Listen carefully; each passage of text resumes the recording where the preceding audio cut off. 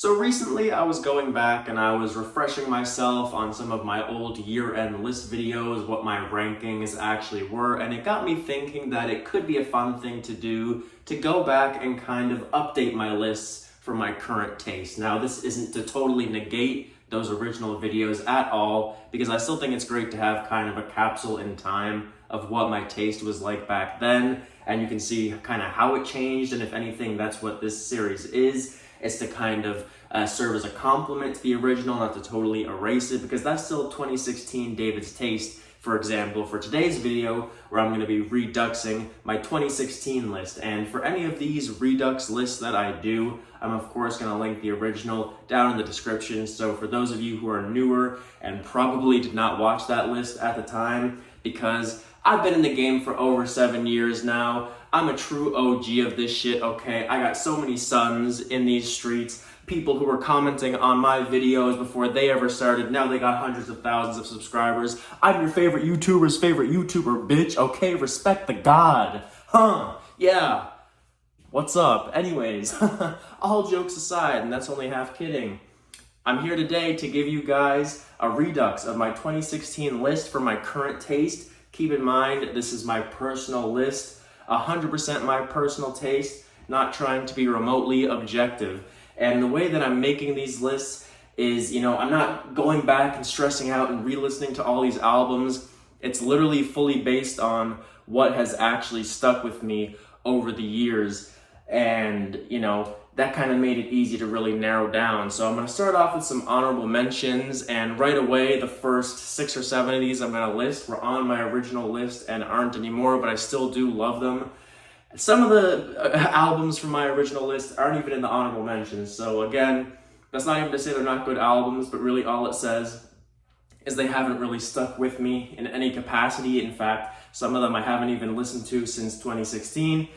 Doesn't speak to their quality, just speaks to my own taste. So for honorable mentions, I have Skeleton Tree by Nick Cave and the Bad Seeds, Black Star David Bowie, Run the Jewels 3, Impossible Kid, Aesop Rock, Lemonade Beyonce, Birds in the Trap, Travis Scott, Awaken My Love, Childish Gambino, Useless by Bones, Imperial by Denzel Curry, Slime Season 3 by Young Thug, Lil Uzi vs. the World by Lil Uzi, Emotion Side B, Carly Rae, A Seat at the Table, Solange, Kindness for Weakness, Homeboy Sandman, and then Everybody Looking by Gucci Mane. So those are my honorable mentions. They're all albums that I actually still do play, usually at least once a year or once every few years, or I'll come back to songs from them. Like, they still have a presence in my life and I still think highly of them. But they, of course, some of them have fallen out of my top 20. Some of them were never in my top 20 to begin with, but just wanted to shout them out here anyways because they're 2016 albums I still really like. But getting into my top 20, at number 20, I have Feeling Kinda Free by The Drones. This has taken a drop from my original list, where I think it was maybe even number 5, just creeping into that top 5. But either way, it's still a great art rock album. Kind of has this haunting, kind of weird atmosphere to it, but at the same time, it's super catchy and really fun at times, especially with some of the shorter, punchier tracks. At number 19, I have Freetown Sound by Blood Orange. This was not an album I actually heard back in 2017. I went through a big Blood Orange phase back in 2019, 2020, and they're still one of my favorite artists to this day. So of course, even though this is maybe my least favorite Blood Orange album, I still think it's pretty fantastic, loaded with great tunes, had to be on my list. At number 18, I have Working Out the Mud by Black Cray, aka Sick Boy Rari. This is just banger after banger after banger. Black Cray, he's an underground legend, but he's one of those that is still super underground to this day, is still super underappreciated besides rare communities. Like, I know the Rate Your Music community thinks very highly of him, or at least like the trap cloud rap community on Rate Your Music. And there's just very niche parts of the internet that'll go crazy for Black Cray, including this guy right here. But this is one of, if not my favorite Cray project. And it would probably even be higher on the list. Like, my instinct was to put it significantly higher, but that's just because the highs on this project are so damn high. I can't deny that it's a little inconsistent. Like I like every song on here, don't get me wrong, but if every song was as good as Trench Town or Every Day of the Week or Girlfriend Work KOD or just some of my favorites on here, Four Bags, what a banger. If all the songs were at that level, this is easily top 10 material for me. But songs like Lil Steve Nash, Perks and Bands, In the House, still like them, like I said, but they're just a little less holy shit and just more like, okay, this is cool, if you understand what I'm saying. But this project here, you have a lot of filthy beats. Black Cray was in with him. You know, they're both from Philadelphia way before he started working with guys like Cardi or Uzi. And some of Filthy's best beats, in my opinion, do appear on this project.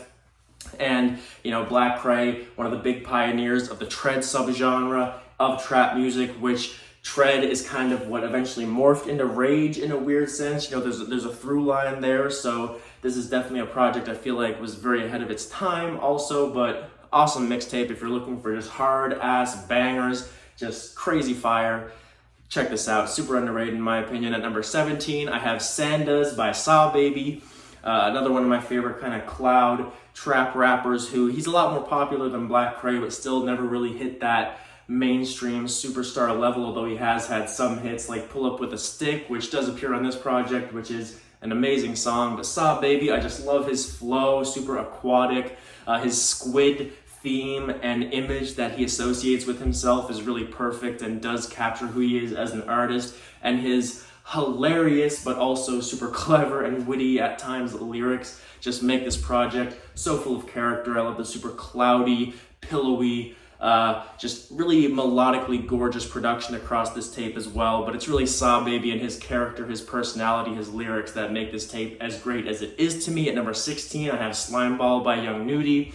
Check out the full-length video I did about this project a couple months back. I really went in depth to it, but just shows Nudy at his best over these beats that are simultaneously colorful as hell, but pitch black and gloomy and just menacing and hardcore at the same time. The way Nudy has always been able to strike that balance between evil gangster persona and fun, buoyant, seems like a guy you'd want to hang out with kind of vibe is incredible. And the music on this tape is fantastic. But again, go check out my longer form video for a much more in-depth kind of look into that project there. At number 15, I have Lil Boat by Lil Yachty, another one that I did a more in-depth video on earlier this year that you should also check out, but just was way ahead of its time. Lil Yachty's persona, his bubbly, warm, joyful, youthful exuberance just shines on this project. You also have your harder songs like Up Next too. But, you know, songs like Minnesota, One Night, Not My Bro. I forget what the second track is called, but it's one of my favorites. But yeah, this project is just full of timeless trap, SoundCloud, internet era rap, auto-tune, croon bangers, and it's grown on me so much over the years. At the time, I didn't even hate it necessarily, but it's definitely grown on me with time, especially the second half, which is a little more melodic, a little less kind of banging, but just very smooth, silky, just great for late night vibes. And this style of music has just grown on me a lot over the years, so I appreciate this project a lot more. And again, obviously love it very much now. At number 14, one of only 2 projects on my list that have not only stayed on but maintained their exact same position is Telephone by No Name. Immaculate, incredible, jazzy, soulful production on this one that never fails to warm my heart and put a smile on my face and just make me feel comforted. And it's just such a cathartic sounding project. The lyrics at times can be depressing and pretty sad, honestly, but I do feel like there's a tinge of hopefulness and just a positive outlook. And again, that warm glow that surrounds this tape that just does make it feel good overall. And, you know, I do feel like, especially compared to her other album, Room 29? It's Room 25, Room 20 something, I think. Whatever room number it was, that was a much darker project overall, even though it still had a warmer sound, just like thematically and conceptually, I think it was a lot darker. Whereas, again, Telephone, I feel like on the whole, even lyrically and thematically, does come away with a positive take, but it's just beautiful music. No Name has such a unique flow, a unique vocal presence, unique delivery. She's an amazing rapper, and this is just an incredible project. At number 13, I have Splendor and Misery by Clipping. In my opinion, one of the best concept albums ever executed. This is one that you pretty much have to listen to front to back. You can't just listen to individual songs from it. I almost never do that, but I always take the time, usually about once a year, to play this thing front to back because it is an experimental, conceptual rap. I mean, even though it's 13, I would still say it's a masterpiece in terms of what it goes for. It's only lower on the list because, again, I do return to it less just based on the fact that it is like more a niche kind of mood thing where you just, it does one particular thing really, really well. But because of that, I still have a lot of love for it and I still think very highly of it. And I'm not going to spoil too much about what the actual concept is because I feel like there's a lot of people out there who still haven't heard it, but it's kind of this space opera type tale about like, it's like a take on slavery far in the future in a sci-fi setting. And the story itself is fascinating. The way it's executed musically is mind-blowing. Definitely check it out if you've never heard it. At number 12, I have one of the most feel-good, just amazing summertime good vibe albums ever made. That's Malibu by Anderson .Paak. I think really it just shows how incredible of a year this was for music, that this is only number 12 for me, because this is an all-timer. Like, pretty much all 20 on here are all-timers for me, but like, this is the part of the list where we're really starting to get into the projects where, oh, they're just next level to me. And Malibu by Anderson .Paak, I think, has just gotten better over time. It's aging like a fine wine, and the more popular Anderson .Paak gets as an artist overall, I feel like the more love and acclaim this album will rightfully get. And I can see this being one that is not just like one of my favorites of this era, but I think this will be a staple album, especially for R&B and hip hop from the 2010s. At number 11, I have Jeffrey by Young Thug. I know this is a lot of people's favorite Young Thug album. It's not quite mine, but it's still fantastic. Some of his most experimental moments of his career are on here. His first foray into kind of a more reggae-ish sound with Wyclef Jean, and then even Kanye West isn't so much reggae, but it does have that kind of island dancehall kind of feel, and even has a Wyclef Jean feature. You have Harambe, which was the first time on an official release where he gave us that, what I call it now the Harambe voice, but at the time I call it his Cookie Monster voice. Like, even when I hear Yeet do that kind of voice on Turban, or I hear Lil Uzi do it on his new album, or, you know, a lot of artists kind of use that voice now. I just call it the Harambe voice because this song was the first place I heard a rapper do it. But, you know, it definitely sounds very Cookie Monster-ish. It's just crazy, it's insane, but I love it. You have Floyd Mayweather, where the progression and drums on that one are so strange and bizarre for a trap song, so out of the ordinary, but it works perfectly. Just a great, concise project, only 9 or 10 tracks, depending on if you include Pick Up the Phone, but all incredible, all offer something unique for Young Thug's discography. Definitely a staple for him, and since he's one of my favorite artists, you know it had to be on here. Kicking off the top 10, I have Floss by Injury Reserve, who I still don't understand how these guys don't get the acclaim they deserve on a larger scale. And first of all, R.I.P. Grog, still one of the most tragic musical passings of any artist I've followed in my lifetime, but man, these guys, like, they're 4 for 4 with just incredible, amazing, all-timer rap projects. Live from the Dentist's Office, this album here, or mixtape, I guess, their debut self-titled, and then By the Time We Get to Phoenix, the last one they did that was super whacked out and experimental, but maybe arguably even their best. But I don't understand how an album like this, or a mixtape Floss, isn't so much more bigger. I don't understand how every song doesn't have tens of millions of plays, because it's so accessible. Like, that's the thing, it's so good, but it's also like, you could play these songs around anybody, especially songs like All That Money, or What's Goody, or Oh Shit, you know, Bad Boys 3, like, so much of this album, S on My Chest, it's just, like, anytime I play this music for anybody in the world, it doesn't matter what their music taste is, like, they all like it. I'm not saying they're all like, whoa, this is the best thing ever, but they're all like, oh, this is like cool at the very least. And there are people who are like, damn, this is fire. Because it is fire. It's insane.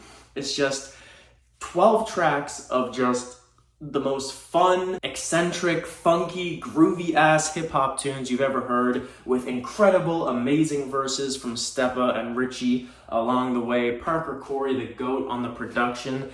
why, just if you have never heard this album or you've never given Injury Reserve the time of day, especially now that they've recently announced that Injury Reserve, as we've known it, is officially over and that Parker and Richie will continue to make music under another name, but you know, the Injury Reserve discography is now in the dust. It's only 4 albums, guys. If you guys have not checked it out yet, go give these guys the time of day, because all 4 albums are incredible, but this one right here has always kind of held a special place in my heart personally, just because the replayability of it, like whenever I'm just in the mood for a hip-hop banger, there's at least 5 songs on this tape that are go-tos for me, and the rest are all great too, and when I listen to this thing in full, it never disappoints to have me having an amazing time with it. At number 9, I have Shushu plays the music of Twin Peaks. I'm gonna be honest, I've never seen the original Twin Peaks show, and I've never heard the original soundtrack, so I can't speak to how well this covers it or how much it changes it up. All I know is that the music on this album is goddamn incredible. Shushu is one of my favorite artists of all time, and this is one of my favorite albums from them. I'll just do another self-plug here. If you've never checked out my Shushu album ranking, that's another video you should go check out. It's one of my most popular. I think it's one of my best. At number 8, I have Untitled Unmastered by Kendrick Lamar. It's the easiest thing in the world to say about this album, but it's true. Even Kendrick's outtakes, his demos, are better than most rappers or even most artists' albums. And it just proves it so much. Some of his best songs appear on here. The first 3-track run especially is just, woo! 3 of my favorite Kendrick songs. Untitled 08, one of his grooviest, funkiest songs. Absolutely love every song on here, but those 4 especially are always highlights to me. 5 and 6 are ones that just have grown on me even more over time. Like at first I was like, yeah, I can see why these are demos, but now when they come on, it's just like, how? I mean, I don't even consider these demos at this point, because this is just another Kendrick album, but seriously, this thing is incredible. I'm sure this is one of the albums on the list, as are a lot of the rest of the albums on this list, the ones that most of you guys have probably actually heard. And yeah, Untitled Unmastered, crazy moment in time coming after To Pimp a Butterfly. I still remember when this thing dropped, and honestly, I just like it more now, even than when it came out. At number 7 is We Got It From Here, Thank You For Your Service by Tribe Called Quest. One of, if not the best comeback album in music history. I just can't think of any others off the top of my head, but I think there's an easy argument to make that it could be this one. Coming back after however many years, like I think it was over, it might have been 16, 17, or like in that ballpark, at least around 15 years of no output from Tribe Called Quest. You know, a lot of the guys did solo stuff. Q-Tip really never stopped working hard, doing a lot of features and solo albums. But the gang got back together on this one, and they brought their old school jazz rap sound to a modern era, and they didn't sacrifice any of what the group was, but while also like they didn't give in to modern trends, but they also updated the sound, and honestly, in my opinion, maybe made their best album of their career. And they have an incredible, super consistent and like easy to listen to discography in the first place. Like I think including this one, they only have 5, or was this their 6th album? But either way, they have a short, concise, sweet discography. But I don't know, this might be their best. Like the production is top notch, the rapping is so great, and I think just the emotional weight of having recently lost Phife Dawg just inspired some of these guys to write some of the most heartwarming, or maybe not even heartwarming, just like soul-crushing, but moving is more so the word I'm looking for, the most moving verses they've ever written. So incredible project there. At number 6, one of the most popular albums really of all time at this point. Like this is now just, I mean, a legendary album, and the last album this artist has still ever dropped, but Blonde by Frank Ocean, one that for years, I just did not see the hype. Not only did I not personally like it, but it actually frustrated me because of the acclaim it got and how I just couldn't see it. Because a lot of times, even when I don't personally like an acclaimed album, I'm like, okay, I get why. It took me forever to see the appeal of this album, but now, obviously, it's a personal favorite, just like it is for many, many people. Another one where please go check out my video, guys. Please give me extra views. I think it's a good video, me explaining how it grew on me and why I love it so much now. But now we're getting into the top 5. At number 5, I have Hella Personal Film Festival by Open Mike Eagle, my personal favorite OME album. The production from Paul White is fantastic, but I think the lyrical bag that OME taps into here, it's just the one that has always hit me the most personally. He came close, at least lyrically. I think musically this album is a notch above Anime, Trauma, and Divorce, but that's the only other Open Mike Eagle album that almost hit me on the same level in terms of where he was at with his penmanship. And that says a lot because this is a guy who's always on point, whether it's, Rappers Die of Natural Causes or Brick Body Kids Still Daydream. I mean, all his albums are incredible and will hit you in the soul lyrically, but there's something about this one that has always spoken to me. And again, that Paul White production just takes it to a whole new level. His quirkiness, his wit, his comedic nature is still on display, but there's just a certain charm, a spark to this one that has always just stayed with me over the years. So yeah, it definitely holds a special place in my heart. At number 4, I have Evol by Future. One of the biggest things that's changed about my taste, as a lot of this list has already demonstrated from 2016, is that trap and cloud rap and all those similar subgenres of hip hop have become a central part of my music taste and has grown on me so much. And artists like Future, I listened to Evol back when it came out, and I didn't think it was horrible because I did like DS2. I liked some of his stuff at the time, but it was more so like just for the beats. Didn't really think anything too much of him as a performer or rapper at the time. And so I heard Evol, I was like, it's whatever. I think I liked the first track, Ain't No Time. I think I liked Fly Shit Only, the last track, and I think that was about it. But at this point, I now think this project is 11 for 11. Incredible, spacey, leaned out, auto-tune bangers. Future, his lyrics are something that I've grown into and realized that, yes, it's not lyrical in a Kendrick Lamar, Billy Woods, Earl Sweatshirt type of sense, but for the type of music he makes, just so many memorable lyrics, so many hilarious lines, so many hard-ass lines, and some that are actually pretty clever.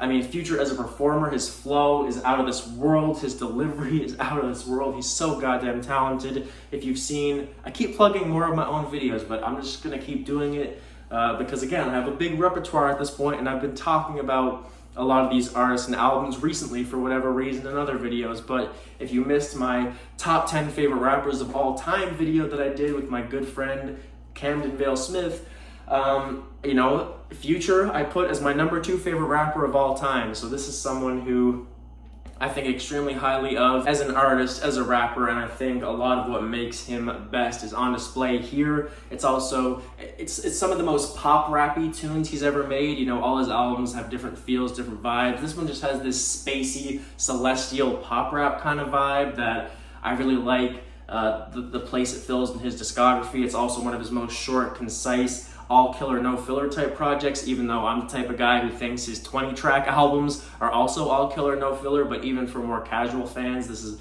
definitely a great little digestible project. So love this one. On to the top 3. At number 3, I have Bottomless Pit by Death Grips, one of my favorite Death Grips projects, who are one of my favorite bands. I feel like it kind of blends the hard rock, punk, industrial elements of Jenny Death with the more scrumptious, candy-coated, experimental hip-hop structures and sounds of an album like The Money Store, and the way they blend on this album here is beautiful to me. Some of their hardest, most banging songs, also some of their catchiest, and honestly, I don't know if accessible is the right word, but ones that I can play around, again, more casual fans, people who are open to them but maybe don't like the more extreme stuff. Like, there's a lot of great tunes on here that are, I don't know, this was for a long time also my go-to running album. I'm getting back into running now, but especially when I was younger, I was super into running, and this was just always the one I would put on, especially on a long run. Like, I'd end with this to help me finish out a hard, long run. Whenever I would run an official road race, I would always go to this one, so definitely one that always gets me amped, always gets me hyped, but musically, it's immaculately done as well. At number 2, here's where we have the shocking reveal. At number 2, my original album of the year for 2016, yes, it has fallen by 1, but it doesn't mean I don't love it as much. Atrocity Exhibition is still one of my favorite albums of all time. Danny Brown is still a genius for what he did on this. It's still a heart-wrenching tale of his descent into madness fueled by drugs, depression, mental illness, poverty. Kind of like being rich but broke at the same time, weirdly, like at this point in his life, right? It's just a weird thing, living that rock star life, having a certain level of fame, going around touring, but blowing all your money on drugs and like not actually being rich enough to sustain a good lifestyle anyways. It's a crazy tale that he tells, and does it in the most effective way possible over some of the most batshit creative instrumentals and production you've ever heard in your life. A lot also courtesy to Paul White, who easily kind of wins Producer of the Year, I guess, for 2016, given what he did on this project and then Open Mike Eagles. But yeah, this by now is a certified classic, I think, along with Blonde, and then maybe a couple others on this list, like Malibu is safe to say, are kind of certified classics now in general, but this one especially is like a certified hip-hop classic. I don't think it's too soon to say that. I think any hip-hop head kind of sees that now. But the project I have that overtook it for my favorite project of 2016,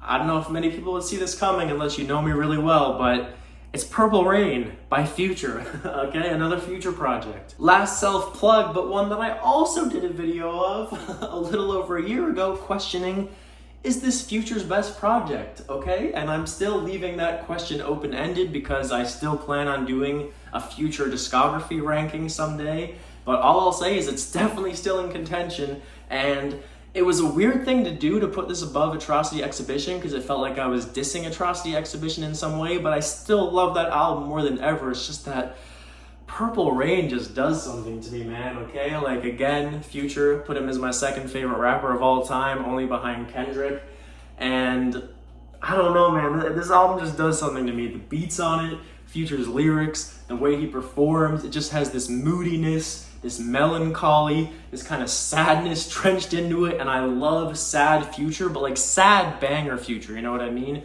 Songs on this like Purple Rain or Salute or No Charge, you know, it's like sad bangers. Like there's a hint of sadness to them. There's this just element of him being like raw and emotional, expressing pain, but doing it in a really like immersive and energizing way where he's kind of releasing the pain into the music. And it's like, it's just the way it makes me feel. I just can't deny that if I had to keep one album from 2016, it's this one. Like when I just think of late night, driving in the car or walking down the street or going for like thinking about my life, I just want to put this album on at all times. Like every song just does something to me. It's just so primal, it's so visceral. Again, if you want a more in-depth explanation, I got a video for you, but really what it comes down to for why it's my favorite, like when I just feel it, when I just let these albums and what I feel from them, a lot of them make me feel really amazing, crazy, spiritual, transcendent things. But when I just think about Purple Rain, it just like, it's just something else. It's a different experience. So there you go. That's my Redux list for my 20 favorite albums of 2016, updated to modern time. And yeah, I'm excited to do some more of these. I think I may even go back and finish out some of the earlier years of the 2010s where I didn't have a channel. And then I might culminate by maybe doing my favorite albums of the 2010s as a decade. Who knows? I'm having fun with this thing, but there we go. I had fun doing that. Hopefully you guys had fun watching. And again, if you want to see my original 2016 list, I'll link it down in the description below. Let me know what some of your favorite 2016 albums are. And thank you guys, as always, for watching, and I'll see you next time.